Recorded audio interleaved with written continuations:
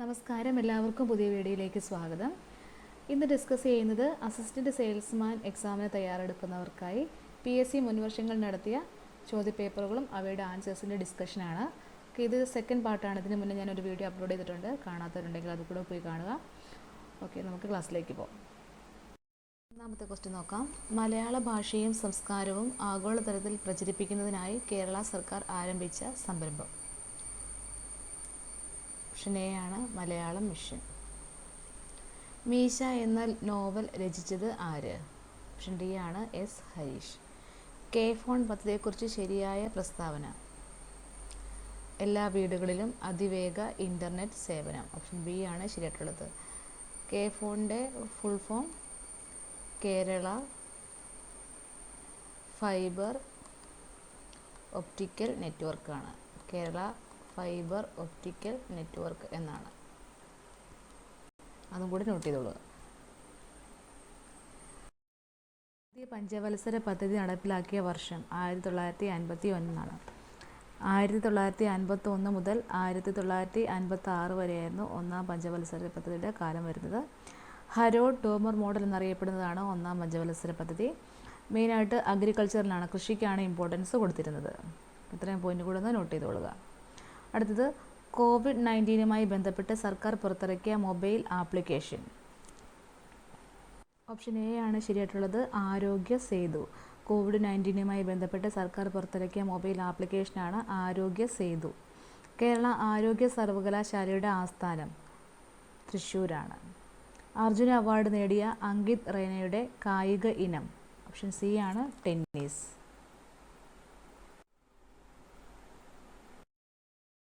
കുടുംബശ്രീ പദ്ധതിയുടെ പ്രധാന ലക്ഷ്യങ്ങൾ. ദാരിദ്ര്യ നിർമ്മാർജ്ജനം, വനിതാ ശാക്തീകരണം. ഓപ്ഷൻ ഡി ആണ് ശരിയായിട്ടുള്ളത്. 1ഉം 3ഉം.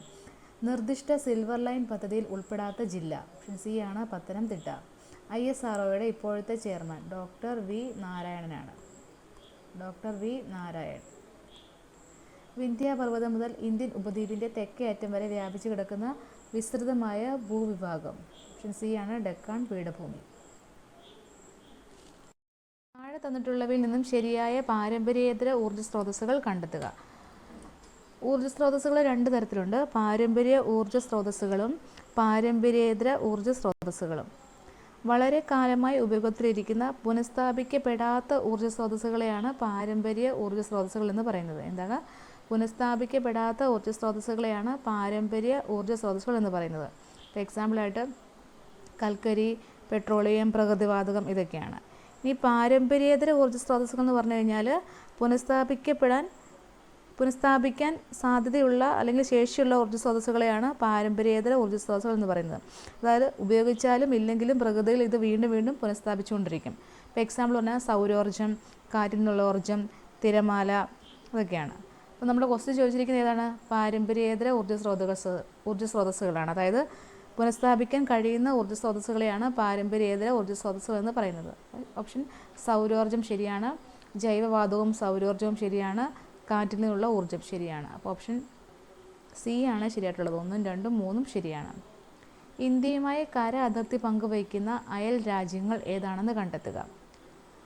ചൈന, നേപ്പാൾ, പാകിസ്ഥാൻ, ഭൂട്ടാൻ. ഇവയെല്ലാം ഇന്ത്യയുമായി കര അതിർത്തി പങ്കുവയ്ക്കുന്ന രാജ്യങ്ങളാണ്. ഒന്നുകൂടി നോക്കാം. China, Nepal, Pakistan, Bhutan. Option D ആണ് ശരിയായിട്ടുള്ളത്. 7 രാജ്യങ്ങളാണ് ഇന്ത്യയുമായി കര അതിർത്തി പങ്കുവയ്ക്കുന്നത്. ചൈന, നേപ്പാൾ, പാകിസ്ഥാൻ, ഭൂട്ടാൻ, ഇതുകൂടാതെ ബംഗ്ലാദേശ്, മ്യാൻമർ, അഫ്ഗാനിസ്ഥാൻ എന്നിവയാണ്. ഒന്നുകൂടി നോക്കാം. ബംഗ്ലാദേശ്, അഫ്ഗാനിസ്ഥാൻ, മ്യാൻമർ. അപ്പോൾ അതും കൂടി നോട്ട് ചെയ്തോളുക. 7 രാജ്യങ്ങളാണ് ഇന്ത്യയുമായി കര അതിർത്തി പങ്കുവയ്ക്കുന്നത്. ചൈന, നേപ്പാൾ, പാകിസ്ഥാൻ, ഭൂട്ടാൻ, ബംഗ്ലാദേശ്, അഫ്ഗാനിസ്ഥാൻ, മ്യാൻമർ എന്നിവയാണ്. അടുത്തത് ലോകത്തിലെ ഏറ്റവും ഉയരം കൂടിയ കൊടുമുടി. ഓപ്ഷൻ എ ആണ് മൗണ്ട് എവറസ്റ്റ് ആണ്. ഏറ്റവും ഉയരം കൂടിയ കൊടുമുടി മൗണ്ട് എവറസ്റ്റ് ആണ്. ഓപ്ഷൻ എ ആണ് ശരിയായിട്ടുള്ളത്. എവറസ്റ്റിൻ്റെ ഉയരം വരുന്നത് 8848 മീറ്ററാണ്. 8848 മീറ്ററാണ് എവറസ്റ്റിൻ്റെ ഉയരം വരുന്നത്. എവറസ്റ്റ് സ്ഥിതി ചെയ്യുന്ന രാജ്യം വരുന്നത് നേപ്പാളിലാണ്. എവറസ്റ്റ് സ്ഥിതി ചെയ്യുന്നത് നേപ്പാളിലാണ്. ഇത്രയും പോയിന്റ് കൂടുന്നത് നോട്ട് ചെയ്യുക. താപോർജ്ജ കേന്ദ്രം സ്ഥിതി ചെയ്യുന്ന ഇന്ത്യൻ സംസ്ഥാനം. ഓപ്ഷൻ ഡി ആണ് ഹിമാചൽ പ്രദേശ്. സിന്ധു, ഗംഗ, ബ്രഹ്മപുത്ര നദികളുടെ എക്കൽ നിക്ഷേപങ്ങൾ മൂലം രൂപപ്പെട്ട ഭൂവിഭാഗം. ഓപ്ഷൻ എ ആണ് ഉത്തര മഹാസമുദ്രം. ഇന്ത്യയുടെ ധാന്യപുര എന്നറിയപ്പെടുന്നതും ഉത്തര മഹാസമുദ്രമാണ്. ഇന്ത്യയിലെ ഏറ്റവും പഴക്കം ചെന്നതും വലിപ്പമുള്ളതുമായ സ്റ്റീൽ പ്ലാന്റ്. ഓപ്ഷൻ എ ആണ് Tata irons and steel company. ഇന്ത്യയിലൂടെ കടന്നു പോകുന്ന പ്രധാന അക്ഷാംശ രേഖ. ഓപ്ഷൻ എ ആണ് ഉത്തരായന രേഖ 23.5 നോർത്ത്. ഏറ്റവും ദൈർഘ്യമേറിയ ദേശീയപാത NH-44 ആണ് ശരിയായിട്ടുള്ളത്. ഇന്ത്യയുടെ വടക്കേ അറ്റത്തെയും തെക്കേ അറ്റത്തെയും തമ്മിൽ ബന്ധിപ്പിക്കുന്ന നാഷണൽ ഹൈവേ ആണ് NH-44. ശ്രീനഗറിൽ നിന്നും ആരംഭിക്കുന്ന ഈ ഹൈവേ കന്യാകുമാരിയിലാണ് അവസാനിക്കുന്നത്. അപ്പോൾ ഇന്ത്യയിലെ ഏറ്റവും ദൈർഘ്യമേറിയ ദേശീയപാതയാണ് NH-44. മുംബൈയെയും മാംഗ്ലൂരിനെയും തമ്മിൽ ബന്ധിപ്പിച്ചുകൊണ്ട് പശ്ചിമ തീരത്തു കൂടി കടന്നു പോകുന്ന പ്രധാന റെയിൽവേ ശൃംഖല. ഓപ്ഷൻ ഡി ആണ് ശരിയായിട്ടുള്ളത്, കൊങ്കൺ റെയിൽവേ. അയിത്ത നിരോധന നിയമം നിലവിൽ വന്ന വർഷം. ഓപ്ഷൻ സി ആണ് 1955. പൗരന്മാരെ നിയമവിരുദ്ധമായി തടങ്കിൽ വയ്ക്കുന്നതിന് എതിരായി സുപ്രീം കോടതിയും ഹൈക്കോടതികളും പുറപ്പെടുവിക്കുന്ന ഉത്തരവ്. ഓപ്ഷൻ എ ആണ് ഹേബിയസ് കോർപ്പസ്. ഇന്ത്യൻ ഭരണഘടന എത്ര തരം മൗലിക അവകാശങ്ങളാണ് ഉറപ്പു നൽകുന്നത്? 6 ആണ്. ഓപ്ഷൻ ഡി ആണ് ശരിയായിട്ടുള്ളത്. മൗലിക ചുമതലകൾ ഭരണഘടനയിൽ കൂട്ടിച്ചേർത്തത് ഏത് ഭരണഘടനാ ഭേദഗതിയിലൂടെയായിരുന്നു? ഓപ്ഷൻ ബി ആണ് 42ാം ഭേദഗതി. ഇന്ത്യയുടെ ദേശീയ പതാകയായ ത്രിവർണ്ണ പതാക ഭരണഘടനാ നിർമ്മാണ സമിതി അംഗീകരിച്ചത് എന്നാണ്? ഓപ്ഷൻ ബി ആണ് 1947 ജൂലൈ 22. ഇന്ത്യയുടെ ദേശീയ നദി ഏതാണ്? ഓപ്ഷൻ എ ആണ് ഗംഗ. ഇന്ത്യയുടെ ദേശീയ ഗീതം രചിച്ചത് ആര്? ദേശീയ ഗീതം രചിച്ചത് ബങ്കിം ചന്ദ്ര ചാറ്റർജിയാണ്. ഇന്ത്യയുടെ ദേശീയ ഗാനം ആലപിക്കാൻ എടുക്കേണ്ട സമയം. ഓപ്ഷൻ ബി ആണ് 52 സെക്കൻഡാണ്. ദേശീയ മനുഷ്യാവകാശ കമ്മീഷൻ്റെ പ്രഥമ ചെയർമാൻ ആരായിരുന്നു? ഓപ്ഷൻ സി ആണ് ജസ്റ്റിസ് രംഗനാഥ മിശ്ര. നിലവിലെ ദേശീയ കമ്മീഷൻ്റെ ചെയർമാൻ ജസ്റ്റിസ് വി രാമസുബ്രഹ്മണ്യനാണ്. ജസ്റ്റിസ് വി രാമസുബ്രഹ്മണ്യനാണ് നിലവിലെ മനുഷ്യാവകാശ കമ്മീഷൻ്റെ ചെയർമാൻ. 1990 വിവരാവകാശത്തിന് വേണ്ടിയുള്ള പ്രസ്ഥാനം ആരംഭിച്ച സംഘടന. ഓപ്ഷൻ ഡി ആണ് മസ്ദൂർ കിസാൻ ശക്തി സംഘടന. ചേരുപടി ചേർത്ത് ശരിയായ ഉത്തരം എഴുതുക. ബ്രഹ്മസമാജം രാജാറാം മോഹൻ റോയ്, ആര്യ സമാജം സ്വാമി ദയാനന്ദ സരസ്വതി, പ്രാർത്ഥനാ സമാജം ആൽമറാം പാണ്ഡുരംഗ്, ബ്രഹ്മസമാജം ഓഫ് ഇന്ത്യ കേശവ് ചന്ദ്രസേൻ. അപ്പോൾ ഓപ്ഷൻ എ ആണ് ശരിയായിട്ടുള്ളത്. ഇന്ത്യൻ നാഷണൽ കോൺഗ്രസ് ഗാന്ധിജിയുടെ നേതൃത്വത്തിൽ നടത്തിയ അവസാനത്തെ ബഹുജന സമരം. ഓപ്ഷൻ ഡി ആണ് ക്വിറ്റ് ഇന്ത്യ സമരം 1942. സാന്താൾ കലാപം നടന്ന വർഷം 1855 to 1856. സാന്താൾ കലാപം നടന്നത് ജാർഖണ്ഡിലാണ്.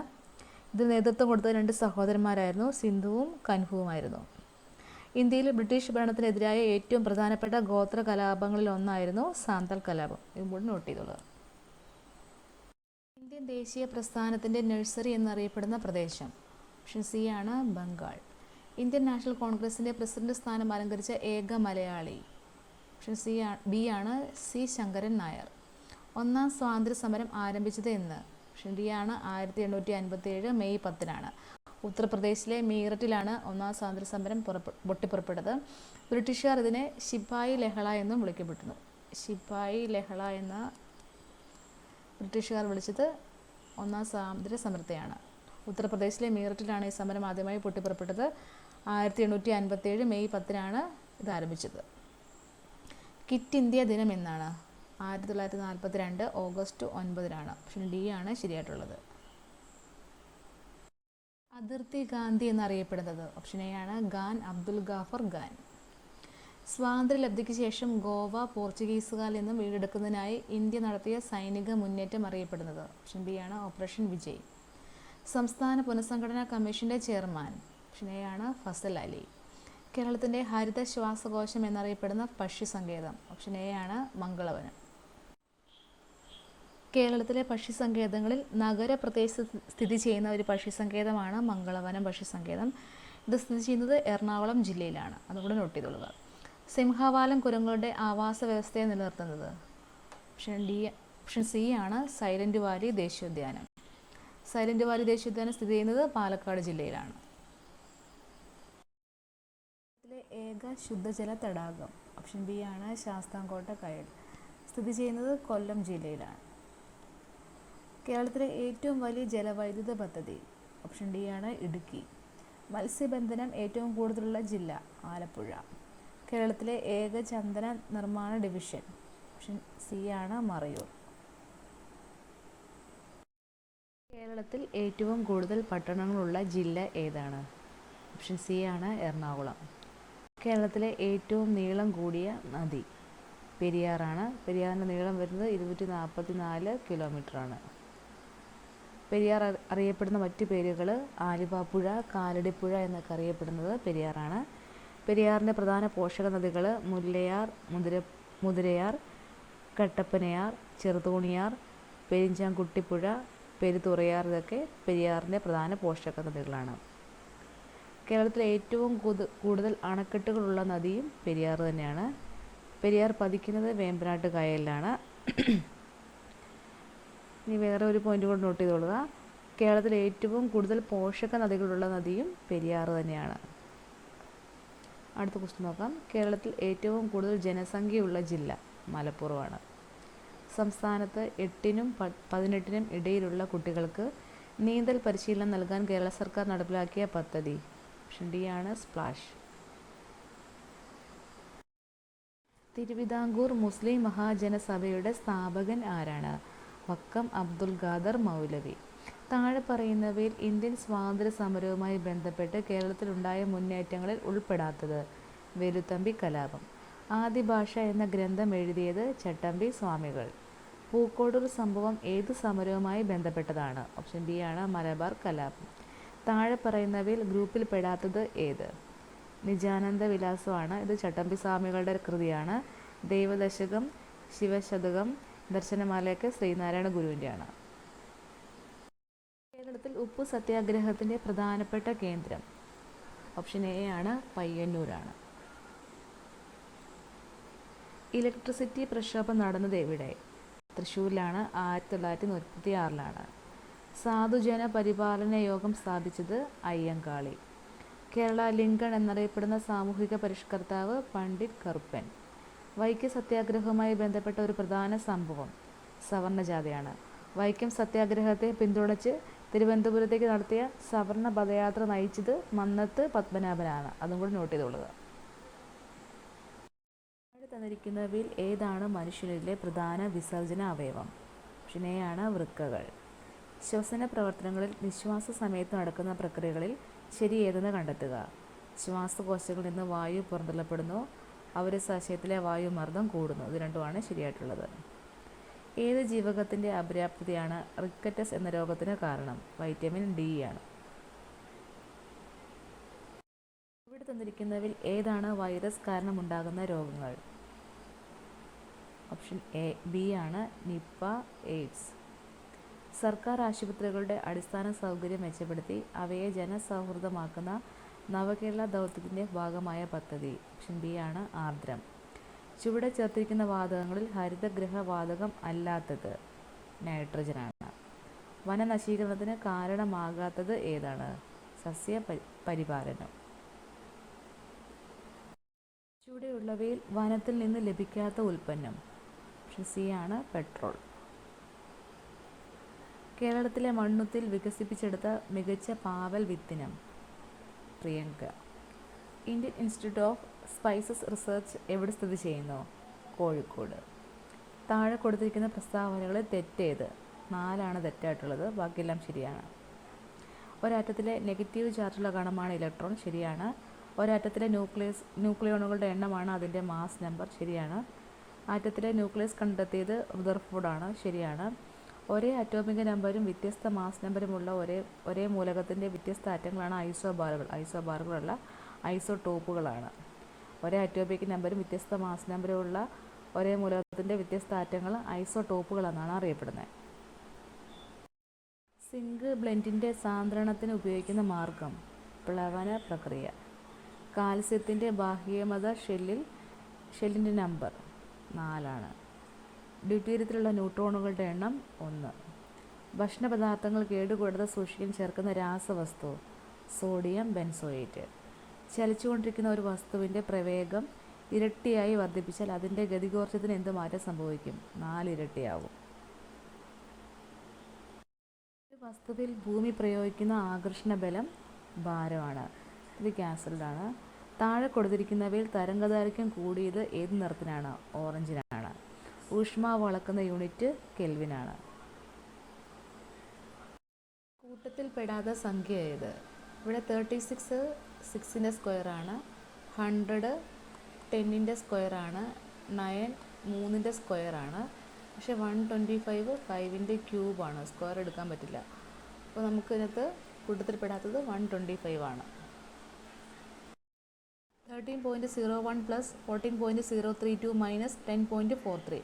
ആദ്യം അഡീഷൻ ചെയ്യുക. 13.01 പ്ലസ് 14.032 24027 മൈനസ് 10.43 കുറയ്ക്കുമ്പോൾ 21661. അപ്പം 16.612. ഓപ്ഷൻ എ ആണ് ശരിയായിട്ടുള്ളത്. ദൂരം കിലോമീറ്റർ, അങ്ങനെയാണെങ്കിൽ കോൺ എന്താണ്? അപ്പോൾ ദൂരം അളക്കുന്നത് കിലോമീറ്റർ വൈസ് അല്ലേ, അപ്പം കോൺ എങ്ങനെയാണ്? ഡിഗ്രി ആയിരിക്കും. ഓപ്ഷൻ ബി ആണ് ശരിയായിട്ടുള്ളത്. അടുത്ത സംഖ്യ കണ്ടുപിടിക്കുക. 7 11 19 31 47. 11 7 തമ്മിലുള്ള ഡിഫറൻസ് 4ആണ്. 19 11 8ആണ്. 31 മൈനസ് 19 എത്രയാണ് വരുന്നത്? 12 വരുന്നത്. 47 മൈനസ് 31 വരുമ്പോൾ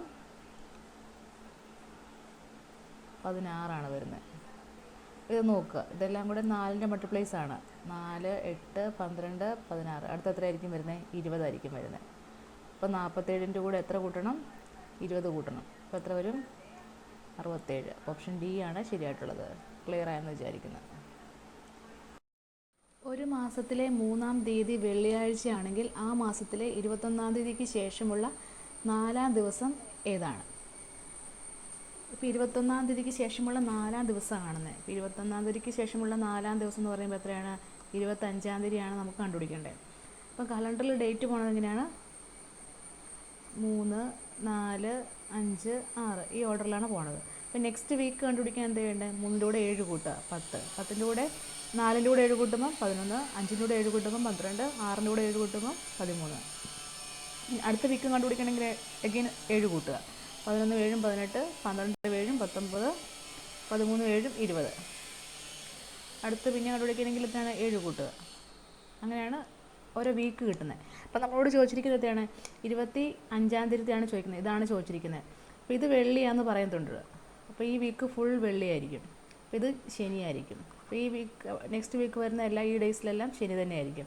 അപ്പോൾ 25-ാം തീയതി ഏതാണ്? ശനിയാണ്. ക്ലിയർ ആയെന്ന് വിചാരിക്കുന്നത്. സരളയുടെ റാങ്ക് മുകളിൽ നിന്ന് 9-ഉം താഴെ നിന്ന് 38-ഉം ആണെങ്കിൽ ആ ക്ലാസ്സിൽ ആകെ എത്ര കുട്ടികളുണ്ട്? അപ്പോൾ ഇങ്ങനെ ഓപ്പോസിറ്റ് ഡയറക്ഷൻ്റെ പൊസിഷൻസ് എന്ന് കഴിഞ്ഞിട്ട് ടോട്ടൽ കണ്ടുപിടിക്കാൻ പറഞ്ഞു കഴിഞ്ഞാൽ 2 പൊസിഷനും കൂടെ കൂട്ടിയിട്ട് 1 കുറച്ചാൽ മതി. അപ്പോൾ ഇവിടെ എത്ര വരും? 38 9ഉം 9 8 17 4. 47 മൈനസ് 1 എന്ന് പറയുന്നത് 46ആണ്. ഓപ്ഷൻ ബി ആണ് ശരിയായിട്ടുള്ളത്. നോക്കാം. 2 സംഖ്യകളുടെ ലസാഗു 7700, ഉസാഗ 11ഉമാണ്. അതിൽ ഒരു സംഖ്യ 275 ആണെങ്കിൽ മറ്റേ സംഖ്യ ഏത്? അപ്പം LCMൻ്റെയും HCFൻ്റെയും പ്രൊഡക്റ്റ് എന്ന് പറയുന്നത് 2 സംഖ്യകളുടെ ഗുണനഫലമാണ്. ഇപ്പോൾ 2 സംഖ്യകൾ n1 n2 എന്ന് എടുത്തു കഴിഞ്ഞാൽ n1 × n2 ആയിരിക്കും. അതായത് LCMൻ്റെയും HCFൻ്റെയും പ്രൊഡക്റ്റ് എന്ന് പറയുന്നത് 2 സംഖ്യകളുടെ ഗുണനഫലമായിരിക്കും. LCM × HCF = n1 × n2. ഇവിടെ LCM എത്ര വന്നിരിക്കുന്നത്? 7700 × HCF ഉസാഗ 11 ഒരു സംഖ്യ തന്നിട്ടുണ്ട് 275. മറ്റേ സംഖ്യ കണ്ടുപിടിക്കണം. അപ്പോൾ അങ്ങനെയാണെങ്കിൽ n2 കണ്ടുപിടിക്കാൻ എന്ത് ചെയ്യേണ്ടത്? 7700 × 11 / 275. ഇത് സോർട്ട് ഔട്ട് ചെയ്യുമ്പോൾ ആൻസർ 308 ആണ് കിട്ടുന്നത്. അപ്പോൾ ഓപ്ഷൻ സി ആണ് ശരിയായിട്ടുള്ളത്.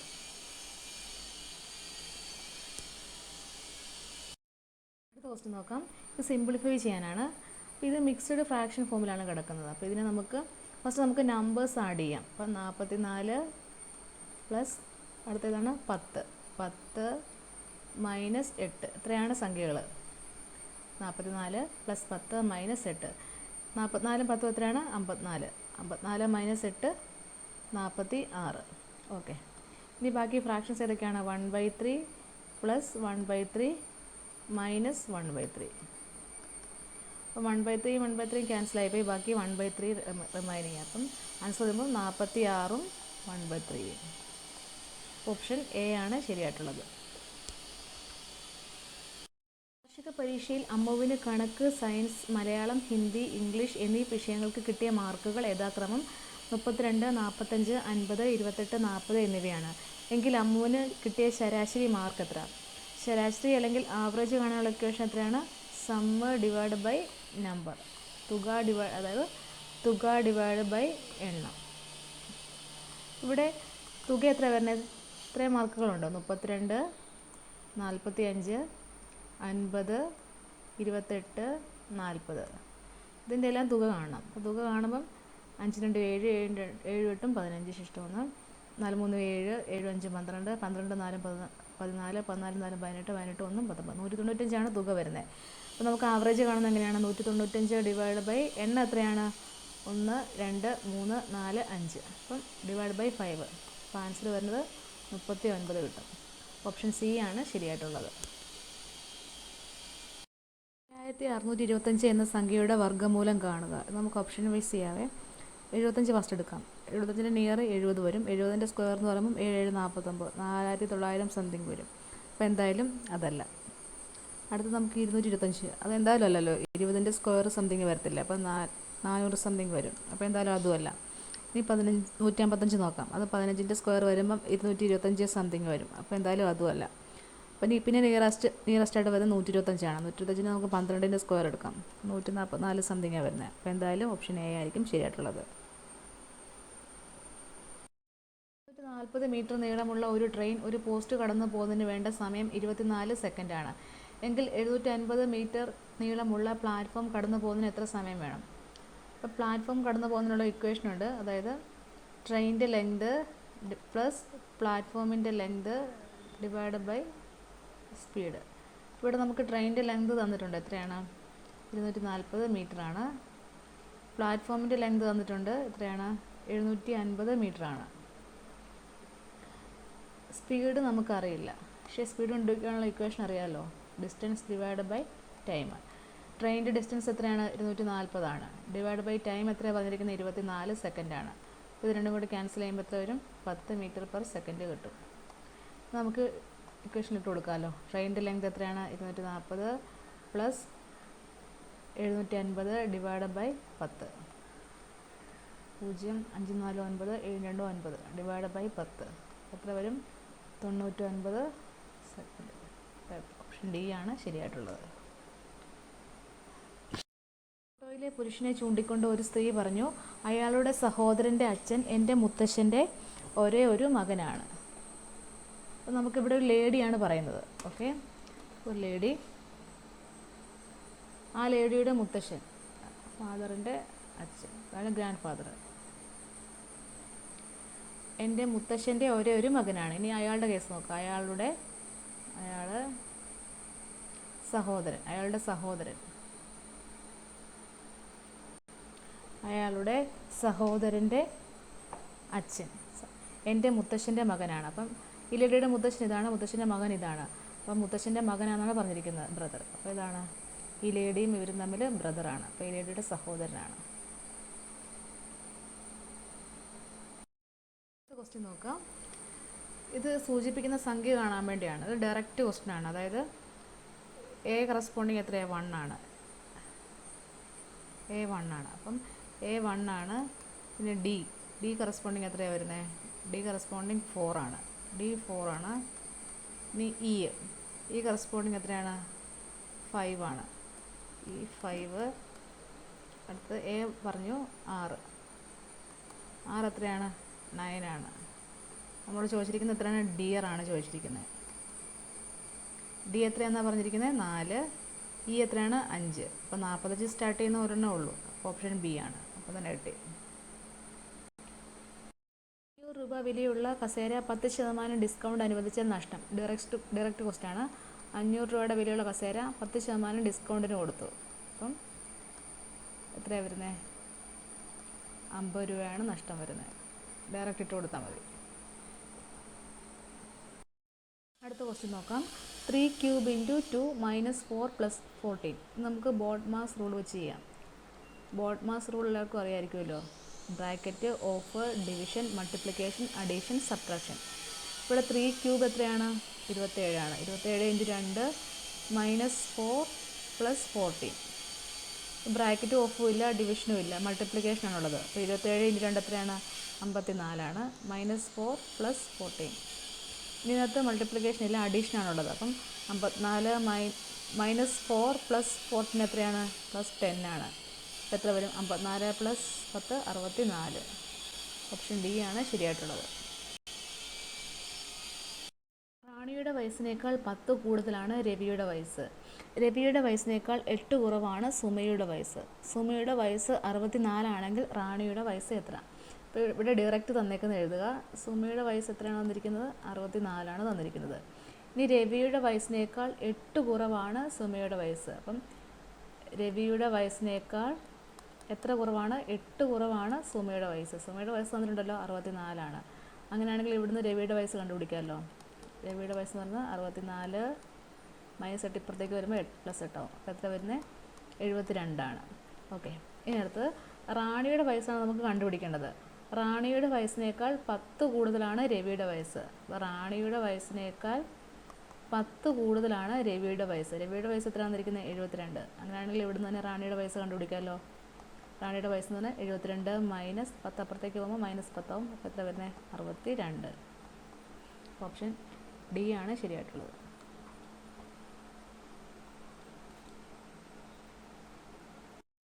ഒറ്റയാനെ കണ്ടെത്തുക. എ എത്രയാണ്? 100. ബി എത്രയാണ് വരുന്നത്? 10ൻ്റെ സ്ക്വയർ എത്രയാണ്? 100. സി എത്രയാണ്? 4 സ്ക്വയർ + 3 സ്ക്വയർ, അതായത് 16 + 9 = 25. അടുത്തത് ഡി 6 സ്ക്വയർ + 8 സ്ക്വയർ, 36 + 64. എത്ര വരും? 100 വരും. ബാക്കിയെല്ലാം 100 ആണ്. സി മാത്രം 25 ആണ്. അപ്പോൾ ഓപ്ഷൻ സി ആണ് കൂട്ടത്തിൽപ്പെടാത്തത്. അടുത്ത ക്വസ്റ്റ്യൻ നോക്കാം. ഇത് സിംപ്ലിഫൈ ചെയ്യാനാണ്. ഫസ്റ്റ് നമുക്ക് സിമ്പിൾസ് റീപ്ലേസ് ചെയ്യാം. $23 എത്രയാവും? ഇൻറ്റു ആവും. 23 × 25 പെർസെൻറ്റേജ് എന്താവും?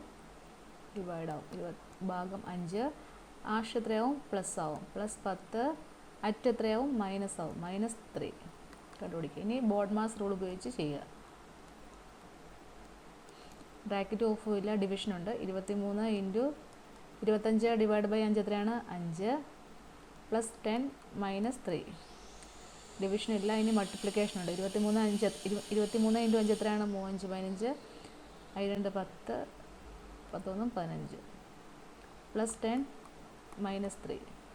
ഇനി അഡീഷൻ ചെയ്യാം. 115 + 10 എത്രയാണ്? 125. 125 -3 122. അപ്പോൾ എത്രയാണ്? ഓപ്ഷൻ എ ആണ് ശരിയായിട്ടുള്ളത്. 150 ക്യാൻസൽഡ് ആണ്. 100ാമത്തെ ക്വസ്റ്റ്യൻ നോക്കാം. 3ൻ്റെ ക്യൂബാണ് 27. അങ്ങനെയാണെങ്കിൽ 1000ൻ്റെ ഏതാ വരുന്നത്? 10ൻ്റെ ക്യൂബാണ് 1000. ഓപ്ഷൻ എ ആണ് ശരിയായിട്ടുള്ളത്. 10 ആണ്.